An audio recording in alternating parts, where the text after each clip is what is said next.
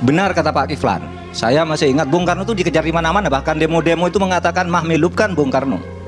Gitu. Artinya pada mulanya Pak Harto itu adalah orang yang memang dianggap penyelamat terhadap bangsa ini. Tetapi sejak tahun 78 itu sudah terasa bahwa korupsi sudah mulai merajalela, dan itu baru berhasil kita menjatuhkannya pada tahun 98. Jadi dulu saya adalah orang yang secara politik sangat tidak suka dengan Orde Baru, sehingga saya ikut turun.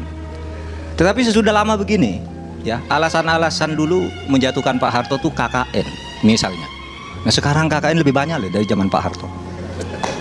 Iya, lebih banyak. Nggak bisa. Zaman reformasi itu lebih parah. Jadi vertikal horizontal KKN-nya udah pasti. Hutangnya lebih banyak. Indeks Gini rasio kita. Zaman Pak Harto itu kesenjangan kita 0,200. Masih agak imbang, masih agak merata pendapatan itu. Sekarang ini per hari ini 0,435 sudah sangat di lampu merah itu. Iya.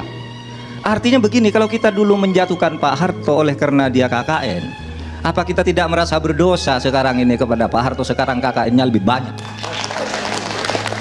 Nanti aja. Silakan. Dulu yang korupsi Golkar aja. Sekarang semua partai pakarnya boleh ditanya saya secara spontan, siapa yang korupsi di partai ini, siapa korupsi. Saya hafal 10 partai yang sekarang punya nama di parlemen. Punya. Nah oleh sebab itu, maka saya berpikir, oke, secara politik bisa diperdebatkan, tapi secara hukum, berdasarkan Undang-Undang nomor 20 tahun 2009, Pak Harto itu memenuhi segala syarat untuk mendapat pahlawan nasional. Ada 13 syarat di situ untuk menjadi pahlawan nasional. Memenuhi syarat Pak Harto. Kalau mau bicara kesalahan presiden, semua presiden punya salah.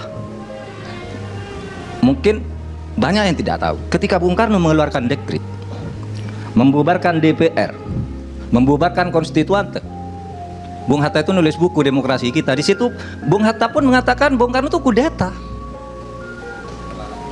Bung Karno kudeta. Artinya kalau ada orang bilang Pak Harto kudeta, sebelumnya pun sama, sebelumnya pun lagi sama. Begini, oleh sebab itu saya kira tidak boleh kita dendam-dendam politik terlalu berlebihan itu. Tidak boleh. Sama. Saya bandingkan ketika isu yang sama menimpa Gus Dur. Gus Dur diusulkan presiden, tidak setuju. Bahkan ada pejabat mengatakan tidak bisa, Gus Dur itu membubarkan DPR, membubarkan parpol. Bung Karno juga membubarkan konstituante, membubarkan DPR, membubarkan parpol dengan Perpres nomor 4 tahun 60.